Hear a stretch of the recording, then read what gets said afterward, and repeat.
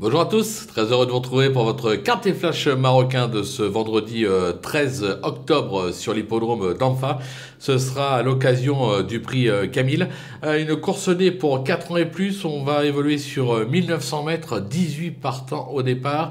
Des bases qui semblent au papier assez logiques, derrière c'est plus ouvert même si on a quand même quelques outsiders, quelques opposants qui ne devraient pas taper loin.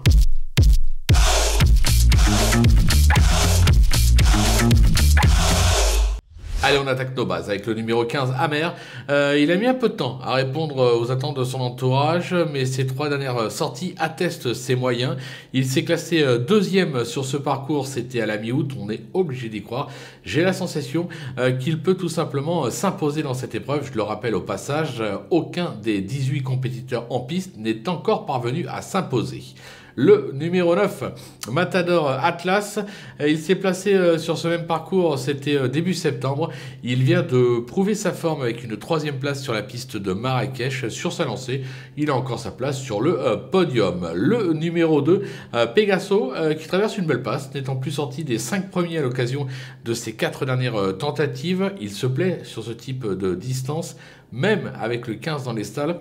Moi, j'y crois. Du côté des opposants, attention avec le numéro 4, Inas Yass, qui est plutôt appliqué cette saison et compte même déjà une preuve en 3e place sur le parcours, c'était à la mi-août. Sur sa lancée, elle a encore sa chance. Le numéro 8, Mahazouza, qui vaut mieux que ses dernières sorties. Elle se plaît à Anfa et ne sera pas dérangée par la distance du jour. Elle est bien lotie avec le 3 dans les stalles. Elle est compétitive. Le numéro 6, Tramus, qui vient de décevoir. Maintenant, moi, je le préfère le juger sur sa 2e place enregistrée sur ce même parcours. C'était début septembre.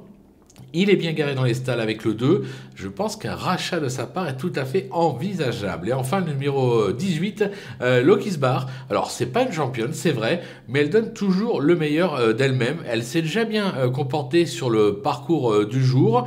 Elle est plutôt bien engagée en bas de tableau. Je me dis qu'elle a tout à fait le droit de venir grappiller une petite place. Le coup de poker, ce sera l'As Mal Afraoui, qui n'a pas convaincu ces derniers temps et qui n'est pas des mieux engagés. C'est vrai, maintenant, sur ce qu'il a fait de mieux, c'est-à-dire par le passé, on ne peut pas l'interdire pour une 5e place. Voilà, ça fait partie des compétiteurs qui pourraient tout à fait venir compléter la bonne combinaison en faisant afficher une cote sympathique. Voilà, on a fait le tour de ce quartier flash marocain. On va se quitter bien évidemment avec mon pronostic, mes conseils de jeu, et on vous donne rendez-vous très prochainement pour une nouvelle émission.